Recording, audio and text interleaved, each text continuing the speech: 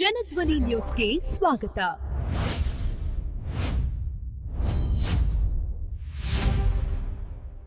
ಈಗಾಗಲೇ ಬಹಳಷ್ಟು ವಿಚಾರಗಳನ್ನು ಸವಿಸ್ತಾರವಾಗಿ ಇವತ್ತು ತಮ್ಮೊಡನೆ ಹಂಚಿಕೊಂಡಿದ್ದಾರೆ.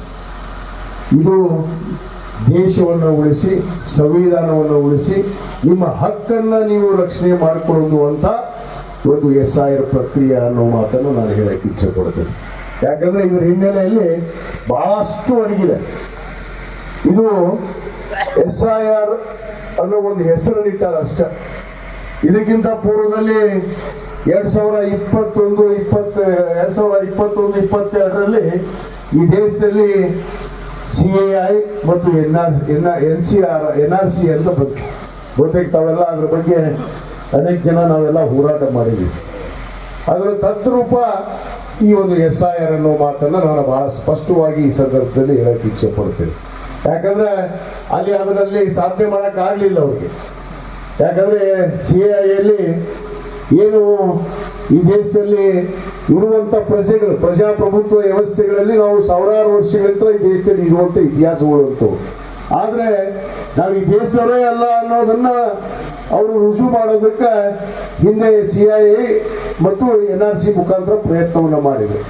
ಅದು ಯಶಸ್ವಿ ಆಗಲಾರದ ಕಾರಣಕ್ಕೆ ಈ ಒಂದು ಹೊಸ SIR ಪ್ರಕ್ರಿಯೆಯನ್ನು ತಂದು ಇವತ್ತೇನು ನಮ್ಮ ನಾಯಕರಾದಂತ ಮಾಜಿ ಮುಖ್ಯಮಂತ್ರಿಗಳಂತ ಸನ್ಮಾನ್ಯ ಸಿದ್ದರಾಮಯ್ಯ ಸಾಹೇಬರು ಹೇಳಿದ್ರಲ್ಲ, ಇವತ್ತು ಏನಪ್ಪ ಅನ್ಸತ್ತ ಮಾರಣ ಹೋಮವನ್ನ ಇವತ್ತು ಮಾಡಕ್ ಹೊರಟಿದ್ದಾರೆ ಅನ್ನೋ ಮಾತನ್ನ ಇವತ್ತು ಬಹಳ ಸ್ಪಷ್ಟವಾಗಿ ಹೇಳ್ತೀನಿ. ಅದರ ಉದಾಹರಣೆಗಳು ಈಗಾಗಲೇ ಹಲವಾರು ರಾಜ್ಯಗಳಲ್ಲಿ ಆಗಿದೆ. ಉದಾಹರಣೆ ಬಾಂಗ್ಲಾದೇಶ ಮತ್ತು ಕೇರಳದಲ್ಲಿ ಮಾಡಿದ್ರು, ಮತ್ತು ನಮ್ಮ UPಯಲ್ಲಿ, ತಮಿಳುನಾಡಲ್ಲಿ, ಆಸಾಮಲ್ಲಿ ಅನೇಕ ಕಡೆ ಆಗಿದೆ ಈಗಾಗಲೇ. ಅದರ ಪ್ರಯತ್ನ ಯಶಸ್ವಿಯನ್ನು ಕೂಡ ಅವ್ರು ಕಂಡಿದ್ದಾರೆ. ಆ ಒಂದು ಪ್ರಕ್ರಿಯೆ ಇಟ್ಕೊಂಡು ಇವತ್ತು ದಕ್ಷಿಣ ಹೆಬ್ಬಾಗಲಾದ ಕರ್ನಾಟಕವನ್ನು ಒಡೆದ್ರೆ ನಾವು ಇಡೀ ದೇಶವನ್ನೇ ಒಡೆದಂತಾಗತ್ತೆ ಅನ್ನೋ ಒಂದು ಗುರಿಯನ್ನು ಇಟ್ಕೊಂಡು ಇವತ್ತು ಕರ್ನಾಟಕಕ್ಕೆ ಇವತ್ತು ನಾಳೆಯಿಂದಲೇ ಪ್ರಾರಂಭ ಆಗ್ತಿರುವಂತ ಈ SIR ಪ್ರಕ್ರಿಯೆ. ಬಹುತೇಕ ಇಲ್ಲಿ ಏನೇನು ಜವಾಬ್ದಾರಿಗಳಿದಾವೆ ನಮ್ಮ BLAಗಳು ಅನ್ನೋದು ಇವತ್ತು ಬಹಳಷ್ಟು ಸ್ಪಷ್ಟವಾಗಿ ಹೇಳಿದ್ದಾರೆ. ನಾನು ನೇರವಾಗಿ ಇವತ್ತು ವಿಷಯಕ್ಕೆ ಬರ್ತೀನಿ. ಇದು ಕೇವಲ ಒಬ್ಬ MLAನ ಜವಾಬ್ದಾರಿ ಅಷ್ಟೇ ಅಲ್ಲ, ಇದು ಪ್ರತಿಯೊಬ್ಬ ಪ್ರಜೆಯ ಜವಾಬ್ದಾರಿ ಕೂಡ ಇದೆ. ಯಾಕಂದ್ರೆ ಇವತ್ತು ಪ್ರತಿಯೊಬ್ಬ ಪ್ರಜೆಗಳು ತಮ್ಮ ಹಕ್ಕನ್ನು ಉಳಿಸ್ಕೋಬೇಕಂದ್ರೆ ಇವತ್ತು ಪವಿತ್ರವಾದ ಸಂವಿಧಾನ ಶಿಲ್ಪಿ ಡಾಕ್ಟರ್ ಬಾಬಾ ಸಾಹೇಬ್ ಅಂಬೇಡ್ಕರ್ ಅವರು ಕೊಟ್ಟಿರುವಂತಹ ಸಂವಿಧಾನದಲ್ಲಿ ನಾವು ಪ್ರಜೆಗಳಾಗಿರ್ಬೇಕಂದ್ರೆ ನಮ್ಮ ಹಕ್ಕಿಗಾಗಿ ನಾವು ಹೋರಾಟವನ್ನ ಮಾಡುವಂತ ಇವತ್ತು ಪರಿಸ್ಥಿತಿ ನಾವು ಬಂದಿದೆ. ಇದು ಮತ್ತೊಂದು ಸ್ವಾತಂತ್ರ್ಯ ಚಳವಳಿನೇ ಅನ್ಕೊಡ್ರಿ. ಇದು ಕೇವಲ ಇವತ್ತು ಹಿಂದೆ ನಮ್ಮ ಹಿರಿಯರು, ಪೂರ್ವಜರು, ದಿಗ್ಗಜರು ಈ ಸ್ವಾತಂತ್ರ್ಯ ಚಳವಳಿಯನ್ನ ತ್ಯಾಗ, ಅಹಿಂಸೆ ಮತ್ತು ಬಲಿದಾನದಿಂದ ಇವತ್ತು ಈ ದೇಶದ ಸ್ವಾತಂತ್ರ್ಯವನ್ನು ತಂದುಕೊಟ್ರು. ಆ ಸ್ವಾತಂತ್ರ್ಯಕ್ಕೆ ಧಕ್ಕೆ ತಂದು ಏನಿವತ್ತು ಹಿಟ್ಲರ್ ರಾಜಕೀಯನ್ನ ಆಡಳಿತವನ್ನು ಈ ದೇಶದಲ್ಲಿ ನಡೆಸಬೇಕು ಅಂತೇಳಿ ಇವತ್ತೇನೋ ದೇವರ ಪುಣ್ಯದಿಂದ ಬಹುತೇಕ ಅವರಿಗೆ ಫಸ್ಟ್ ಬಹುಮತ ಬರಲಿಲ್ಲ ಈ ದೇಶದಲ್ಲಿ. ಫಸ್ಟ್ ಬಹುಮತ ಏನಾದ್ರೂ ಬಂದಿದ್ರೆ ಈ ದೇಶದ ಸಂವಿಧಾನ ಇರ್ತಿದ್ದಿಲ್ಲ. ನಮಗೆ ನಿಮಗೆ ನೀಡಿರುವಂತ ಏನು ಫಂಡಮೆಂಟಲ್ ರೈಟ್ಸ್ ಅಂತ ಹೇಳ್ತೀವಿ, ನಮ್ಮ ಮೂಲಭೂತ ಹಕ್ಕುಗಳನ್ನ ಕಸಿದುಕೊಳ್ಳುವಂತ ಕೆಲಸ ಇವತ್ತು ಈ ದೇಶದಲ್ಲಿ ನಡೀತಾ ಇದೆ. ಆದ ಕಾರಣ ನಾವು ಎಚ್ಚೆತ್ತುಕೊಂಡು ಈ SIR ಪ್ರಕ್ರಿಯೆ ಒಂದು ತಿಂಗಳವರೆಗೂ ನಡೀತಾ ಇದೆ. ನಾಳೆ 29, ಇವತ್ತು 30ರಿಂದ ನಾಳೆಯಿಂದ ನಿಮ್ಮ ಮನೆಗೆ ಇವತ್ತು BLAಗಳು ಬರ್ತಾರೆ. BLO ಇವತ್ತು ಅವರು ನಿಮ್ಮ ಮನೆಗೆ ಬರ್ತಾರೆ. 3 ಸಾರಿ ಬರ್ತಾರೆ. ಈಗಾಗಲೇ ಹೇಳಿದ್ದಾರೆ 3 ಸಾರಿ ಬರ್ತಾರೆ. ಆ 3 ಸಾರಿ ಬಂದಂತ ಅವಧಿಯಲ್ಲಿ ನೀವು ಎನ್ಯುಮರೇಷನ್ ಫಾರ್ಮ್ ಅನ್ನ ಫಿಲ್ಅಪ್ ಮಾಡಿ ಈಗಾಗಲೇ ನಿಮ್ಗೆ ಮಾಹಿತಿ ಒದಗಿಸಿದ್ದಾರೆ. ಇದಕ್ಕೆ ನಾವು ವಿಶೇಷ ಒಂದು ಸಂಪರ್ಕವನ್ನ ಕೇಂದ್ರವನ್ನು ಕೂಡ ತೆಗೆದುಕೊಡ್ತೀವಿ. ಇವತ್ತು ಅದ್ರ ಜೊತೆಗೆ ನಾವು ಒಂದು ಕಮಿಟಿಯನ್ನು ಕೂಡ ನಮ್ಮ ಶರಣಪ್ಪಣ್ಣ ಅಂಬೇಡ್ ಅವರು ಹೇಳಿದಾಗ ಹಿರಿಯರ ಒಂದು ತಜ್ಞರ ಒಂದು ಸಮಿತಿಯನ್ನು ಕೂಡ ರಚಿಸ್ತೀವಿ. ಹುನಗುಂದ ತಾಲೂಕಕ್ಕೆ ಒಂದು 10 ಜನ, ಇಳಕಲ್ ತಾಲೂಕಕ್ಕೆ 10 ಜನ. ಆ 10 ಜನ ನಮ್ಮ ಬ್ಲಾಕ್ ಕಾಂಗ್ರೆಸ್ ಅಧ್ಯಕ್ಷರು ಕೂಡ ಇರ್ತಾರೆ, ನಮ್ಮ ಅನೇಕ ಪದಾಧಿಕಾರಿಗಳು ಇರ್ತಾರೆ. ಅದು ಯುವ ಕಾಂಗ್ರೆಸ್ ಇರ್ಬೋದು, ವಿದ್ಯಾರ್ಥಿ ಕಾಂಗ್ರೆಸ್ ಇರ್ಬೋದು ಮತ್ತು ಮಹಿಳಾ ಕಾಂಗ್ರೆಸ್ ಇರ್ಬೋದು. ಈ ಎಲ್ಲ ಪದಾಧಿಕಾರಿಗಳು ಮಾಡುವಂತ ಒಂದು ಕಮಿಟಿ ಇರುತ್ತೆ. ಆ ಕಮಿಟಿಯವರಿಗೆ ನೀವು ಏನೇ ಸಂಪರ್ಕ ಮಾಡಿದಾಗ ನಿಮ್ಗೆ ಏನಾದರೂ ಕುಂದುಕೊರತೆ ಆದಂಥ ಸಂದರ್ಭದಲ್ಲಿ ಅಥವಾ BLO ಸ್ಪಂದಿಸದೇ ಇದ್ದಂಥ ಸಂದರ್ಭದಲ್ಲಿ ನೀವು ನಮ್ಮ ಸಮಿತಿಯವರಿಗೆ ನೀವು ಅಹವಾಲುಗಳನ್ನು ಹೇಳಿದ್ರೆ ಅದರ ತಕ್ಷಣವೇ ಪರಿಹಾರ ಕಂಡುಕೊಂಡು ನಾವು ಅದಕ್ಕೆ ಪರಿಹಾರವನ್ನು ಕಂಡುಹಿಡಿಸುವಂಥ ಕೆಲಸ ನಾವು ಖಂಡಿತವಾಗಿ ಮಾಡ್ತೀವಿ. ಆದರೆ ಈ ಒಂದು ತಿಂಗಳು ಮಾತ್ರ ನಾವೆಲ್ಲರೂ ನಾನು ಹಿಡ್ಕೊಂಡೆ, ನಾನು ಈ ದೇಶದ ಪ್ರಜೆನೇ, ನೀವೇನು ಪ್ರಜೆ, ನಾನು ಇಲ್ಲಿ ನಿಮಗೆ ಪ್ರತಿನಿಧಿಯಾಗಿ ನಿಂತಿದ್ದೀನಿ ಅಷ್ಟೇ. ನಿಮ್ಮ ಆಶೀರ್ವಾದ ಅಂತ ಹೇಳಿಲ್ಲ. ನೀವು ಮಾಡಿದಂಥ MLA ಇವತ್ತು BLA ಮಾಡಿದಂಥ MLA ನಾನು ವಿಜಯಾನಂದ ಕಾಶ್ಯಪ್ನವರು ಅನ್ನೋ ಮಾತನ್ನ ಬಹಳ ಹೆಮ್ಮೆಯಿಂದ ನಾನು ಹೇಳಕ್ಕೆ ಇಚ್ಛೆ ಪಡ್ತೇನೆ. ಅದಕ್ಕೆ ಇವತ್ತು ತಮ್ಮ ಹಕ್ಕುಗಳನ್ನು ಕೂಡ ಮುಂಬರುವಂತ ನಮ್ಮ ಜಿಲ್ಲಾ ಪಂಚಾಯತ್ ಇರ್ಬೋದು, ತಾಲೂಕ್ ಪಂಚಾಯತ್ ಇರ್ಬೋದು, ಗ್ರಾಮ ಪಂಚಾಯತಿ ಚುನಾವಣೆ ಇರ್ಬೋದು ಮತ್ತು ನಗರಸಭೆ ಪುರಸಭೆ ಕೂಡ ಚುನಾವಣೆ ಕೂಡ ಬರ್ತಾವೆ. ಅದರಲ್ಲಿ ಮತದಾನದ ಹಕ್ಕನ್ನು ನಾವು ಉಳಿಸ್ಕೋಬೇಕಂದ್ರೆ ಇಲ್ಲಿ SIR ವಿರುದ್ಧ ನಾವು ಹೋರಾಟವನ್ನು ಮಾಡದೇ ಇದ್ರೆ ನಮ್ಮ ಹಕ್ಕುಗಳೇ ಹೋಗ್ತಾವೆ. ಅದನ್ನ ಅರಿವಿಟ್ಕೊಡ್ರಿ. ಯಾಕಂದ್ರೆ ಕೇವಲ ಹಕ್ಕು ಹೋಗೋದಷ್ಟೇ ಅಲ್ಲ, ಒಂದು ಎರಡು ಪರಿಗಣನೆಯನ್ನ ಮಾಡಿದ್ದಾರೆ ಈ ದೇಶದಲ್ಲಿ. ಏನು ಇವತ್ತು ನೀವು ಯಾರಾದ್ರೂ ಅದಕ್ಕೆ ಹೋಗ್ಲಿ ಬಿಡು ಅಂತೇಳಿ ಯಾರಾದ್ರೂ ನಿರ್ಲಕ್ಷ್ಯತೆಯನ್ನು ತೋರಿ ಏನಾದ್ರೂ ಬಿಟ್ರೆ ನಾಳೆ ಈ ದೇಶದ ನೀವು ಸಿಟಿಸನ್ಶಿಪ್ ಅನ್ನೇ ಕಳ್ಕೋತೀರಿ, ಮೂಲತಃ ಹಕ್ಕನ್ನೇ ಕಳ್ಕೋತೀರಿ. ಇವತ್ತು ನಿಮಗೆ ಆಧಾರ್ನ ಲಿಂಕ್ ಮಾಡಕ್ ಬಿಡ್ತಾ ಇಲ್ಲ ಅವರು. ನಿಮ್ ಪಾಸ್ಪೋರ್ಟ್ ಉದಾಹರಣೆಗೆ ಪಾಸ್ಪೋರ್ಟ್ ಆಗ್ಬೇಕಂದ್ರೆ ಎಷ್ಟು ಕಷ್ಟಪಡ್ತೀವಿ, ಎಷ್ಟೆಲ್ಲ ದಾಖಲೆಗಳನ್ನು ಒದಗಿಸಿ ನಾವು ಪಾಸ್ಪೋರ್ಟ್ ಅನ್ನು ಪಡ್ಕೊತೀವಿ. ಆ ಪಾಸ್ಪೋರ್ಟ್ ಅನ್ನು ಕೂಡ ಪರಿಗಣಿಸ್ತಾ ಇಲ್ಲ. ಯಾಕಂದ್ರೆ ಸರಳವಾಗಿ ಕಿತ್ತಿಡಿಯೋದಕ್ಕೆ ಹಾದಿಗಳು ಯಾವ್ಯಾವ ಅವನ್ನೆಲ್ಲವನ್ನು ಹುಡುಕಿದಾರ ಅವರು. ಯಾವ ರೀತಿ ನಿಮ್ಮನ್ನು ಡಿಲೀಷನ್ ಮಾಡಬೇಕು. ಉದಾಹರಣೆಗೆ ವೆಸ್ಟ್ ಬೆಂಗಾಲ್ದಲ್ಲಿ ಸುಮಾರು 91 ಲಕ್ಷ ಮತದಾರರನ್ನ ಇವತ್ತು ಡಿಲೀಟ್ ಮಾಡ್ಯಾರ. ಅವರು ಪಡೆದಾಡ್ತಾ ಇದಾರ. ಇಲ್ಲಿ ಉದಾಹರಣೆಗೆ ನನ್ನ ಫಾರ್ಮ್ ಹೌಸ್ ಅಲ್ಲೇ ಕೆಲ್ಸಕ್ಕೆ ಬಂದಿದ್ರು ಬೆಂಗಾಲ್ನವರು.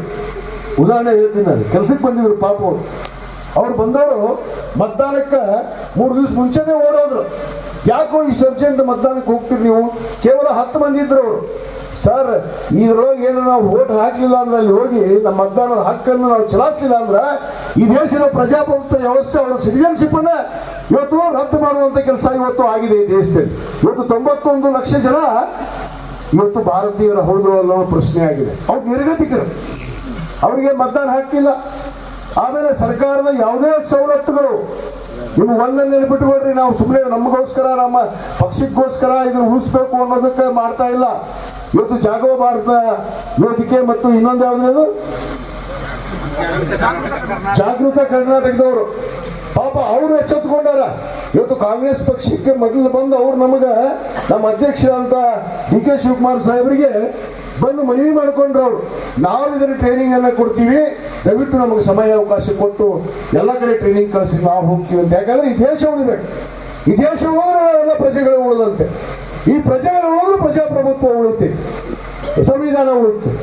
ಆ ಒಂದು ನಿಟ್ಟಿನಲ್ಲಿ ಇವತ್ತು ಅವರೆಲ್ಲ ಈ ರಾಜ್ಯಾದ್ಯಂತ ಪ್ರವಾಸವನ್ನು ಮಾಡಿ ಅನೇಕ ತರಬೇತಿ ಶಿಬಿರಗಳನ್ನು ಮಾಡಿ ಈಗಾಗಲೇ ನಮ್ಮ ಅನೇಕ ಜನ ತರಬೇತಿಯನ್ನು ಕೊಡ್ತಾ ಇದ್ದಾರೆ. ಇವತ್ತು ನಮ್ಮ ಹಕ್ಕನ್ನ, ನಮ್ಮ ದೇಶದ ನಾವು ಪ್ರಜೆಗಳು ಅನ್ನೋದಕ್ಕೆ ನಮ್ಮ ಹಕ್ಕನ್ನು ಉಳಿಸ್ಕೋಬೇಕಂದ್ರೆ ನಾವೆಲ್ಲರೂ ಎಚ್ಚೆತ್ತುಕೊಂಡು ಕೆಲಸ ಮಾಡಬೇಕು. ಅವ್ರು ಇವರು ಅಂತ ಹೇಳೋದಲ್ಲ. ನಾವೇನೋ ಒಂದು ಕಮಿಟಿ ಮಾಡ್ತೀವಿ, ನಿಮ್ಮ BLAಗಳದಾರ ಪಾಪ ಅವರು ಅಡ್ಡಾಡ್ತಾರ, ಅದನ್ನ ಸ್ಪಂದಿಸುವಂಥವ್ರು ನೀವು ಆಗ್ಬೇಕಲ್ಲ, ಕಾರ್ಯಕರ್ತರು ಎಲ್ಲರೂ ಹಿರಿಯರು. ನೀವು ಸ್ಪಂದಿಸಿದಾಗ ಅದು ಆಗೋದು ಯಶಸ್ವಿ ಆಗೋದಕ್ಕೆ ಕಾರಣ. ಈಗಾಗಲೇ ಬಹುತೇಕ ನಮ್ಮ ತಾಲೂಕಿನಲ್ಲಿ ಮ್ಯಾಪಿಂಗ್ ಆಗಿದೆ, 98% ಮ್ಯಾಪಿಂಗ್ ಆಗಿದೆ ಅನ್ನೋದನ್ನು ಕೇಳಿದ್ದೀನಿ. ಮ್ಯಾಪಿಂಗಿಗೆ ನಿಮಗೆ ಸಂಬಂಧವಿಲ್ಲ, ಇದು ಸರ್ಕಾರಿ ಅಧಿಕಾರಿಗಳು ಮಾಡುವಂತ ಕೆಲಸ.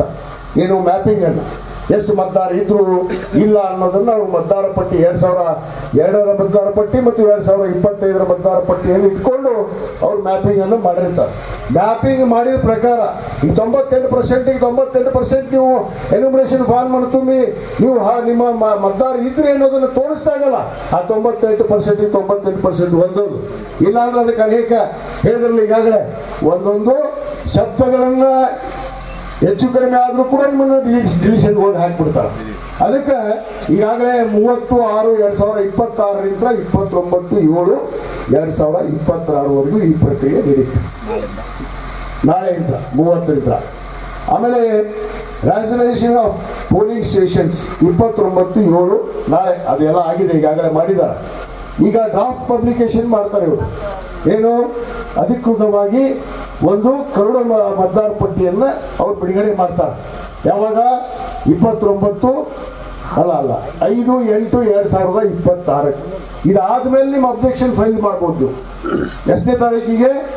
5/8/2026 4/9/2026 ನೀವು ನಿಮ್ಮ ಅಬ್ಜೆಕ್ಷನ್ ಫೈಲ್ ಮಾಡ್ಬೋದು. ಯಾವ ಹೆಸರು ತಿದ್ದುಪಡಿ ಇರ್ಬೋದು. ಒಂದು ತಿಂಗಳ ಅವಕಾಶ ಇರುತ್ತೆ. ಒಂದು ತಿಂಗಳ ಆ ಅವಕಾಶನ ಕೊಡೋದು ಬೇಡ ನಾವು ಅಂತ ನನ್ನ ಉದ್ದೇಶ.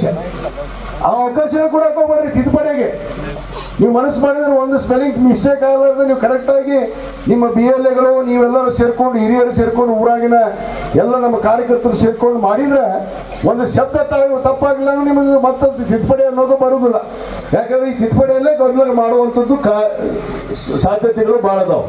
ಅದಕ್ಕೆ ಈ 5/8/2026 4/9/2026 ಈ ಒಂದು ನಿಮ್ಮ ಏನೇ ಒಂದು ಸಂಕೋಚ ಇರ್ಬೋದು ಅಥವಾ ಅಬ್ಜೆಕ್ಷನ್ಸ್ ಇರ್ಬೋದು, ಇದರಲ್ಲಿ ನೀವು ಬರೆದು ಕೊಡ್ಬೋದು. ಮತ್ತು ಫೈನಲ್ ನೋಟಿಫಿಕೇಶನ್, ಇದು notification phase disposal of claims and objection 5/8/2026 3/10/2026 ಇದು ಫೈನಲ್ ಮಾಡ್ತಾರಲ್ಲ ಬರುತ್ತೆ ಈ ಡೇಟ್ನಾಗ. ಆಮೇಲೆ ಫೈನಲ್ ಪಬ್ಲಿಕೇಶನ್ ಮಾಡೋದು 7/10/2026. ಇವತ್ತೆಷ್ಟೋ ನಾವು 7ನೇ ತಿಂಗಳದಾಗ ಚಲೋ ಹೋಗ್ತೀವಿ. ನಾಡ್ದಿದ್ರ ಅಂದ್ರೆ 2 ತಿಂಗಳದೊಳಗೆ ಸಂಪೂರ್ಣವಾಗಿ ಈ ಪ್ರಕ್ರಿಯೆ ಮುಗಿದ ಮೇಲೆ ನಾವೆಲ್ಲ ಚುನಾವಣೆಗಳನ್ನು ಎದುರಿಸುವಂತ ಸಂದರ್ಭ ಬರುತ್ತೆ. ಬಹುತೇಕ ನೀವು ಇದನ್ನ ಬಹಳ ಗಂಭೀರವಾಗಿ ತೆಗೆದುಕೊಳ್ಳದೆ ಇದ್ರೆ ಮುಂಬರುವಂತ ನಾವು ಎಲ್ಲ ಚುನಾವಣೆಗಳಿಗೂ ಕೂಡ ಕಷ್ಟವನ್ನು ಅನುಭವಿಸಬೇಕಾಗತ್ತೆ. ಅದು ಒಂದು ತಲೆಯಲ್ಲಿ ಇರಲಿ ತಮಗೆ. ಅದು ಗ್ರಾಮ ಪಂಚಾಯತಿ ಆಗಿರ್ಬೋದು, ತಾಲೂಕ್ ಪಂಚಾಯತ್, ಜಿಲ್ಲಾ ಪಂಚಾಯತ್, ನಗರಸಭೆ, ಪುರಸಭೆ, ಪಟ್ಟಣ ಪಂಚಾಯತ್, ಈ ಎಲ್ಲ ಚುನಾವಣೆಗಳಿಗೂ ಕೂಡ ನಾವು ಎಚ್ಚೆತ್ತುಕೊಂಡು ಈ ಒಂದು SIR ಅನ್ನ ಎದುರಿಸಬೇಕು. ಈಗಾಗಲೇ ನಮ್ಮ ನಾಯಕರಂತ ಸನ್ಮಾನ್ಯ ಸಿದ್ದರಾಮಯ್ಯ ಸಾಹೇಬರು ಮತ್ತು ನಮ್ಮ ಹಿಂದಿನ ಅಧ್ಯಕ್ಷರು, ಇಂದಿನ ಮುಖ್ಯಮಂತ್ರಿಗಳಂತ ಸನ್ಮಾನ್ಯ DK ಶಿವಕುಮಾರ್ ಸಾಹೇಬರು ಮತ್ತು ನಮ್ಮ AICC ಎಲ್ಲ ಪ್ರಧಾನ ಕಾರ್ಯದರ್ಶಿಗಳು ಈಗಾಗಲೇ ವಿಶೇಷ ಸಭೆಯನ್ನು ಕೂಡ ನಮಗೆ ಕರೆದು ಮಾಡಿ ನಮಗೂ ಕೂಡ ಇದರ ಮಾಹಿತಿಯನ್ನು ಒದಗಿಸಿದ್ದಾರೆ. ಈ ಮಾಹಿತಿಯನ್ನು ನಾವು ಪ್ರತಿ ಬೂತ್ ಮಟ್ಟದಲ್ಲಿ ಕೂಡ ಇದನ್ನು ತಲುಪಿಸುವಂತ ಕೆಲಸ ಮಾಡಿದ್ದೀವಿ. ಇದ್ರ ಜೊತೆಗೆ ನಿಮ್ಮ ಜೊತೆಗೆ ನಾವು ಇರ್ತೀವಿ. ಏನೇ ಸಂದೇಹ ಇದ್ರೂ ಕೂಡ ಯಾವುದೇ ಸಂದರ್ಭದಲ್ಲಿ ಕೂಡ ನೀವು ಫೋನ್ ಕರೆಯನ್ನ ಮಾಡೋದು ಬಿಡಬಾರ್ರಿ. ಯಾಕಂದ್ರೆ ಮರ್ತು ಬಿಟ್ಟು ಏನ್ ಬಿಡ್ರಿ ನೀವು ಬಿಸಿ ಇರ್ತೀರಿ, ನಾವು ಬಿಟ್ಟು ಬಿಟ್ವಿ ಅಂತ ಹೇಳುವಂಥದ್ದು ಆಗ್ಬಾರ್ದು. ಯಾರು ಬಿಸಿ ಇಲ್ಲ. ಈ ಕೆಲಸಕ್ಕೆ ನಮ್ಮ ಶಾಣಪ್ಪನ ಅಮ್ದಾಳ್ ಹೇಳಿದ್ರಲ್ಲ, ನಾವು ಹಗಲ ರಾತ್ರಿ ನಿಮ್ಮ ಜೊತೆಗೆ ನಿಂತು ನಿಮ್ಮ ಹಕ್ಕನ್ನು ಉಳಿಸಿಕೊಡುವಂತಹ ಪ್ರಾಮಾಣಿಕ ಪ್ರಯತ್ನವನ್ನು ನಾವು ಪ್ರಾಮಾಣಿಕವಾಗಿ ಮಾಡ್ತೀವಿ. ಆದ್ರೆ ಅದನ್ನು ಉಳಿಸ್ಕೊಳ್ಳುವಂತ ಕೆಲಸ ತಮ್ಮಿಂದ ಕೂಡ ಆಗ್ಬೇಕು. ಆದಾಗ ಮಾತ್ರ ಯಶಸ್ವಿ ಆಗೋದಕ್ಕೆ ಸಾಧ್ಯ. ಹೇಳ್ರಿ ನಿಗಪ್ಪ. ಐತಿ, ಕನ್ನಡದಾಗೈತಿ,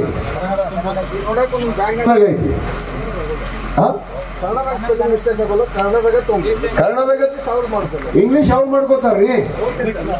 ನೀವು ಈ ಪ್ರತಿಯನ್ನು 2 ಕೊಟ್ಟಿರ್ತಾರೆ ನಿಮ್ಗೆ ಎನಾಮಿನೇಷನ್ ಫಾರ್ಮ್. ಒಂದು BLO ಕಡೆ ಕೊಡಬೇಕು ತುಂಬಿ, ಅದಕ್ಕೆ ಒಂದು ಇನ್ನೊಂದು ಕಾಪಿ ಏನಿರ್ತಲ್ಲ ಅದನ್ನು ಸೇಮ್ ತುಂಬಿ ಅವ್ರ ಕಡೆ ರಿಸೀವ್ಡ್ ಹಾಕಿಸ್ಕೋಬೇಕು. ನೀವು ಹೋಟೆಲ್ ಲಿಸ್ಟ್ ಕನ್ನಡದಾಗಿರ್ತಾವ, ಎಲ್ಲಿ ಇಂಗ್ಲಿಷ್ ಆಗಿರ್ತಾವ, ಕನ್ನಡದಾಗಿರ್ತಾವ. ಯಾರು ಕನ್ಫ್ಯೂಸ್ ಆಗ್ಬಿಡ್ರಿ ಮತ್ತೆ ಇಂಗ್ಲಿಷ್ ಕನ್ನಡ ಅಂತೇಳಿ. ಈ ಪ್ರಕ್ರಿಯೆಯಲ್ಲಿ ತಾವು ಸ್ವಯಂಕೃತವಾಗಿ ಪಾಲ್ಗೊಂಡು ಈ ಒಂದು SIR ಪ್ರಕ್ರಿಯೆಯನ್ನ ಯಶಸ್ವಿಯಾಗಿ ಮತ್ತೆ ಈ ರಾಜ್ಯದಲ್ಲಿ ನಾವು ಅಧಿಕಾರಕ್ಕೆ ಬರ್ಬೇಕು. ಯಾಕಂದ್ರೆ ಈಗಾಗಲೇ ಕಳೆದ 3 ವರ್ಷದಿಂದ ನಮ್ಮ ರಾಜ್ಯ ಸರ್ಕಾರ, ನಮ್ಮ ಮಾನ್ಯ ಹಿಂದಿನ ಮುಖ್ಯಮಂತ್ರಿಗಳಂತ ಸನ್ಮಾನ್ಯ ಸಿದ್ದರಾಮಯ್ಯನವರ ನೇತೃತ್ವದಲ್ಲಿ ನಾವು ಏನು ಜನರಿಗೆ ಮಾತನ್ನು ಕೊಟ್ಟಿದ್ವಿ, ಆ ಮಾತಂತೆ ನಡೆದಂತ ಸರ್ಕಾರ ಅದು ನಮ್ಮ ಸರ್ಕಾರ, ಅದು ಕಾಂಗ್ರೆಸ್ ಪಕ್ಷದ ಸರ್ಕಾರ ಅನ್ನೋ ಮಾತನ್ನು ಮತ್ತೊಮ್ಮೆ ಹೇಳಕ್ಕೆ ಇಚ್ಛೆ ಪಡ್ತೀವಿ. ಈಗಾಗಲೇ ತಮಗೆ ಗೊತ್ತಿದೆ ಮಾತಂತೆ ಇವತ್ತು ನಮ್ಮ ವರಿಷ್ಠರು, ಇವತ್ತು ಮಾನ್ಯ ನಮ್ಮ ಸಿದ್ದರಾಮಯ್ಯ ಸಾಹೇಬರು ಇವತ್ತು ಅವ್ರ ನಮ್ಮ ನೂತನ ಮುಖ್ಯಮಂತ್ರಿಗಳಂತ ಸನ್ಮಾನ್ಯ DK ಶಿವಕುಮಾರ್ ಅವರಿಗೆ ಭೇಟಿ ಕೊಟ್ಟಿದ್ದಾರೆ. ಹಸ್ತಾಂತರ ಆಗಿದೆ 2 ವರ್ಷ. ಈಗಾಗಲೇ ನಮ್ಮ ಮುಖ್ಯಮಂತ್ರಿಗಳಂತ ಸನ್ಮಾನ್ಯ DK ಶಿವಕುಮಾರ್ ಸಾಹೇಬರು ಕೂಡ ಇವತ್ತು ಅಧಿಕಾರವನ್ನು ಉಳಿಸಿಕೊಂಡ ದಿವಸನೇ 5 ಯೋಜನೆಗಳನ್ನ ಈಗಾಗಲೇ ಜನರಿಗೋಸ್ಕರ ಇರುವ ಒಂದು ಯೋಜನೆಗಳನ್ನ ಇವತ್ತು ಘೋಷಣೆ ಮಾಡಿದ್ದಾರೆ. ಅದರಲ್ಲಿ ಮುಖ್ಯವಾಗಿ ನನ್ನ ಬಹಳ ಮನಸ್ಸಿಗೆ ಬಂದಿದ್ದು ಅಂದ್ರೆ ಅದು ಯುವಕರ ಶಕ್ತಿಯನ್ನ ಹೆಚ್ಚಿಸಬೇಕು ಅಂತ ಹೇಳಿ ಭಾರತ್ ಜೋಡೋ ಗ್ರಾಮೀಣ ಅಭಿವೃದ್ಧಿ ಸಂಘಗಳನ್ನ ಇವತ್ತು ತೆರೆಯೋದಕ್ಕೆ ನಮಗೆ ಈಗಾಗಲೇ ಅವಕಾಶ ಮಾಡಿಕೊಂಡಿದ್ದಾರೆ. ಅದು ಪಂಚಾಯತಿ ಲೆವೆಲ್ ಆಗಿರ್ಬೋದು, ವಾರ್ಡ್ ಮಟ್ಟದಲ್ಲಿ ಆಗಿರ್ಬೋದು, ಬೂತ್ ಮಟ್ಟದಲ್ಲಿ ಆಗಿರ್ಬೋದು, ಇವತ್ತು ಯುವಕರ ಶಕ್ತಿಯನ್ನ ಹೆಚ್ಚಿಸಬೇಕು, ಅವ್ರಿಗೆ ಶಕ್ತಿಯನ್ನ ತುಂಬಬೇಕು ಅಂತ ಹೇಳಿ. ಮತ್ತು ಅದಲ್ಲದೆ ಇವತ್ತು ನಾವು ಎಲ್ಲ ಸಂಘ ಸಂಸ್ಥೆಗಳಲ್ಲಿ ನಮ್ಮ ಯುವಕರು ಇವತ್ತು ನಾಯಕತ್ವ ಗುಣವನ್ನ ಒಂದು ರೂಢಿಸ್ಕೊಳ್ಬೇಕು ಅನ್ನೋ ಉದ್ದೇಶದಿಂದ ಇವತ್ತು ಚುನಾವಣೆಯನ್ನ ಮತ್ತೆ ಇವತ್ತು ನಮ್ಮ ಸಂಘ ಸಂಸ್ಥೆಗಳಲ್ಲಿ ಪದವಿ ಕಾಲೇಜುಗಳಲ್ಲಿ ಇವತ್ತು ಅನುಮತಿಯನ್ನ ಈಗಾಗಲೇ ನೀಡಿದ್ದಾರೆ. ಆದ ಕಾರಣ ಇದರ ಎಲ್ಲರ ಉಪಯೋಗ ಮತ್ತು ಇನ್ನೂ ಅನೇಕ ನಮ್ಮ ಭರವಸೆಗಳು ಇನ್ನೂ ಬಾಕಿ ಇದಾವೆ. ಹೊಸದಾಗಿ ನಮ್ಮ ಮಾನ್ಯ ಮುಖ್ಯಮಂತ್ರಿಗಳಂತ ಡಿ.ಕೆ. ಶಿವಕುಮಾರ್ ಸಾಹೇಬರು ಈಗಾಗಲೇ ಹೊಸದಾಗಿ ಒಂದು ಖಾತೆಯನ್ನೇ ರಚಿಸ್ತೀವಿ ಅಂತ ಹೇಳಿದ್ದಾರೆ. ಯಾಕಂದ್ರೆ ಜನರ ಆಹ್ವಾನಗಳು, ಜನರ ಸಮಸ್ಯೆಗಳು, ನೋವುಗಳು ಏನಿರ್ತಾವ ಅದಕ್ಕೊಂದು ಹೊಸ ಮಂತ್ರಿಯನ್ನೇ ಮಂಡಳಿಯನ್ನು ಮಾಡಿ ಆ ಆಹ್ವಾನಗಳನ್ನು ಸ್ವೀಕಾರ ಮಾಡಿ ಆ ಆಹ್ವಾನಗಳಿಗೆ ನ್ಯಾಯವನ್ನು ಒದಗಿಸಿಕೊಡುವಂತ ಕೆಲಸ ಕೂಡ ಮಾಡ್ತೀನಿ ಅಂತ ಹೇಳಿ ಈಗಾಗಲೇ ನಮ್ಮ ಮಾನ್ಯ ಮುಖ್ಯಮಂತ್ರಿಗಳಿದ್ದಾರೆ. ನಾವು ಏನ್ ಇನ್ನೂ ಭರವಸೆಗಳನ್ನು ಕೊಟ್ಟಿದ್ವಿ ಆ ಉಳಿದಂತ ಭರವಸೆಗಳನ್ನು ಈಡೇರಿಸುವಂತದ್ದಾಗಿರ್ಬೋದು. ಇನ್ನು 2 ವರ್ಷಗಳ ಕಾಲ ಈ ರಾಜ್ಯದಲ್ಲಿ ನಿಮ್ಮದೇ ಆದ ಸರ್ಕಾರ ಇದೆ. ಅದಕ್ಕೆ ತಾವು ಯಾರು ಎದೆಗುಂದಿದೆ. ಇವತ್ತು ಸಿದ್ದರಾಮಯ್ಯನವರು ನಮ್ಮ ಜೊತೆಗಿದ್ದಾರೆ, ಡಿ.ಕೆ. ಶಿವಕುಮಾರ್ ಅವರು ಇದ್ದಾರೆ, ಅನೇಕ ನಮ್ಮ ಪಕ್ಷದಲ್ಲಿರುವಂತ ಎಲ್ಲ ನಾಯಕರು ಕೂಡ ಒಗ್ಗಟ್ಟಾಗಿ ಮುಂದೆ ನಡೀತಾರೆ. ಯಾವುದೇ ಸಂಕೋಚ ಇಟ್ಕೊಬಾರ್ದು, ಹಿಂಗಾತು ಅದು ಹಂಗಾತು, ಕರ್ರಾಗಿತ್ತು ಬೆಳ್ಳಗಿತ್ತು ಅನ್ನೋದು ಮಂದಿ ಹಚ್ಚೋರು ಅವ್ರ ಬಿಜೆಪಿ ಕೆಲಸನೇ ಇದು. ನಮ್ಮಲ್ಲೇ ಬಿಕ್ಕಿ ಹಚ್ಚ ಕೆಲಸ ವಿಷಯ ಈಗಾಗಲೇ ಸಿದ್ದರಾಮಯ್ಯನವರು ತೆಗೆದುಬಿಟ್ರು ನೋಡ್ರಿ, ಹಾಗೆ ಮಾಡಕ ಡಿ.ಕೆ. ಶಿವಕುಮಾರ್ ಕೊಟ್ರು ನೋಡ್ರಿ. ಇದನ್ನ ನಮ್ಮಲ್ಲೇ ಬೆಂಕಿ ಹಚ್ಚುವಂತ ಕೆಲಸ ನಡೆಸ್ಯಾರ. ಯಾವ ಸಮುದಾಯ ಏನ್ರಿ ಈಗ ಅವರು ಡೆಲ್ಲಿಗೆ ಹೋಗ್ಯಾರ. ಇವತ್ತು ಕಾಂಗ್ರೆಸ್ ವರ್ಕಿಂಗ್ ಕಮಿಟಿ ಸದಸ್ಯರಾಗಿ ಇವತ್ತು ನಮ್ಮ ಕಾಂಗ್ರೆಸ್ ಪಕ್ಷ ಅವರನ್ನ ಉನ್ನತ ಸ್ಥಾನಕ್ಕೆ ಏನು ಶ್ರೀಮತಿ ಸೋನಿಯಾ ಗಾಂಧಿ ಅವರ ಪಕ್ಕಕ್ಕೆ ಕುಂದಿರುವಂತ ಏನು ನಮ್ಮ ಮಹಾತ್ಮ ಗಾಂಧೀಜಿಯವರು ಕೂತಿದ್ದಿರ್ಬೋದು, ರಾಜೀವ್ ಗಾಂಧಿ ಅವರು ಕೂತಿದ್ದಿರ್ಬೋದು, ಜವಾಹರ್ಲಾಲ್ ನೆಹರು ಅವರು, ಇಂದಿರಾ ಗಾಂಧಿ ಅವರು ಕೂತಿರುವಂತ ಜಾಗಕ್ಕೆ ನಮ್ಮ ಸಿದ್ದರಾಮಯ್ಯ ಸಾಹೇಬ್ರು ಹೋಗ್ಯಾರ. ಅವ್ರಿಗೆ ತಡೆಗಿದ್ದ ಹೋಗಿಲ್ಲ. ಯಾರು ಇದನ್ನ ಬೆಂಕಿ ಹಚ್ಚೋದು ಹೇಳ್ಬಿಡ್ರಿ ಅಂತಾರೆ. ಇದನ್ನ ಚಲೋ ಮಾಡ್ಯಾರ. ಈಗಾಗಲೇ ರಾಜ್ಯ ತುಂಬಾ ಹೊಯ್ಕೊಳ್ಬೇಕು ಡಬ್ಬಿ ಚಲೋ ಐತವ್ರು ಬಿಜೆಪಿ ಅವ್ರಿಗೆ. ಯಾಕಂದ್ರೆ ಅವ್ರ ಮನಿನ ಹೊರಗೆ 3 ಮಣಿ ಆಗ್ಯಾವ. ನಿಮ್ಗೆ ಗೊತ್ತ ದಿವಸ ಏನ್ ಹೊಯ್ಕೊಳ್ತಾರ, ಅವ್ರು ಒಗ್ಗಟ್ಟಾಗಿ ಸಾಧ್ಯನೇ ಇಲ್ಲ. 28ಕ್ಕೆ ಅಧಿಕಾರಕ್ಕೆ ಬರೋಣ ಕನಸು ಕಾಣಕತ್ತಾರ ಅವರು. ಹೌದು ಮೊನ್ನೆ ಕತ್ತಿ MLC ಆಗಿ ಏನಾಗೈತಿ ನಿಮ್ಗೆ ಗೊತ್ತೈತಿ. ಏನಾಗೈತಿ ಅವ್ರು ಒಗ್ಗಟ್ಟು ಐತಿ, ಒಗ್ಗಟ್ಟು ಉಳಿಸ್ಕೊಂಡ್ರು ತೋರಿಸ್ಯಾರ ನಮ್ಮ ನಾಯಕರು ಈಗಾಗಲೇ. ಅದಕ್ಕೆ ಪಕ್ಷ ಒಗ್ಗಟ್ಟಿದೆ, ನಮ್ಮ ನಾಯಕರು ಒಗ್ಗಟ್ಟಿದ್ದಾರೆ, ನಾವೆಲ್ಲರೂ ಒಗ್ಗಟ್ಟಾಗಿರೋಣ. ಯಾವುದೇ ಭೇದದ ಭಾವಕ್ಕೆ ತಾವು ಕಿವಿ ಕೊಡದೆ ಇವತ್ತು SIR ಅನ್ನ ಮೊದಲು ನಾವು ಸಕ್ಸಸ್ ಮಾಡೋಣ. ಮತ್ತು 28ಕ್ಕೆ ನಾವು ಮತ್ತೆ ಅಧಿಕಾರಕ್ಕೆ ಬಂದೇ ಬರ್ತೀವಿ ಅನ್ನೋ ವಿಚಾರವನ್ನು ನಾವು ಈಗಾಗಲೇ ಕೆಲವಷ್ಟು ಬೂತ್ಗಳು ಜಾಸ್ತಿ ಆಗ್ಯಾವ. ಇನ್ಕಲ್ಲಾಗ 12 ಬೂತ್ ಜಾಸ್ತಿ ಆಗ್ಯಾವು. ಬೇರೆ ಬೇರೆ ಕಡೆ ಬೂತ್ ನಂಬರ್ ಚೇಂಜ್ ಆಗ್ಯಾವ. ನೀವು ಅಲ್ಲಿ ಹೋದ ಇಲ್ಲಿ ಹೋದ ಬೂತ್ ನಂಬರ್ ಅಂತೇಳಿ ಆ ಬೇರೆ ಊರಾಗ ಹುಡ್ಕಾಕ್ ಹೋಗ್ಬೇಡ್ರಿ. ನಿಮ್ ಊರಾಗ ಬೂತ್ ನಂಬರ್ ಚೇಂಜ್ ಆಗಿರ್ತೈತಿ. ಇಲ್ಕಲ್ ಓಟ್ ಇಲ್ಕಲಾಗ ಇರ್ತಾವ, ಕನ್ಗಲ್ ಓಟ್ ಕನ್ಗಲಾಗ ಇರ್ತಾವ. ಅದು ಬೂತ್ ಬೇರೆ ಬೇರೆ ಆಗಿರ್ತಾವ. ಅದನ್ನು ಸ್ವಲ್ಪ ಕರೆಯಾಗಿ ಕಂಡಿಡ್ರಿ. ಇವತ್ತು 2,50,000 ಮತದಾರರ ನಮ್ಮ ತಾಲೂಕಿಗೆ ಹುಡುಗುದಿರ್ಬೋದು, ಇಲ್ಕಲ್ ಇರ್ಬೋದು. ಕನಿಷ್ಠ 1.5 ಲಕ್ಷ ಮತದಾರರನ್ನ ಟಾರ್ಗೆಟ್ ಮಾಡಿ ನಾವು ಈ SIR ಅಲ್ಲಿ ಯಶಸ್ವಿ ಮಾಡ್ಬೇಕು. 1.5 ಲಕ್ಷ. ಯಾಕಂದ್ರೆ ಅವ್ರು ಒಂದು 10% 5% ಹೊಡೆಯೋರ. ಯಾಕ್ರಿ ಭಯ್ಯ ಕತ್ತರಿಸ್ತಾರ ಅವರು. ಅದಕ್ಕೆ ನಾವು ಅಷ್ಟು ಮಟ್ಟಕ್ಕೆ ಬಂದ್ವಿ ಅಂದ್ರೆ ಅವ್ರು ಉಷ್ಟ್ರು ಓಟ್ ಹಾಕ್ಬೇಕಲ್ಲ, ಹಾಕಿ ಮಾಡಿದವರು. ಯಾಕ್ರಿ ಉಷ್ಟ್ರು ಓಟ್ ಹಾಕ್ಬೇಕಲ್ಲ, ಹಾಕ್ಸೋದು ಜವಾಬ್ದಾರಿ ನಿಮ್ದ ಮುಂದೆ. ಅದಕ್ಕೆ ಯಾರು ಏನು ಅನ್ನೋದು ನೋಡ್ಕೊಂಡು ಸರಿಯಾಗಿ ಯುದ್ಧ ಮಾಡ್ರಿ ಅಂತ ಅರ್ಥ ಅಂತೇಳಿ ಇದನ್ನ ನಿಮ್ ಪ್ರಕ್ರಿಯೆ ಈ ಒಂದು ಇದನ್ನ ಎಲ್ಲರಿಗೂ ಕಳಿಸ್ಕೊಡ್ತೀವಿ ನಾವು. ಕೆಳಗೆ ಫೋನ್ ನಂಬರ್ ಕೂಡ ಕೊಟ್ಟಿವಿ.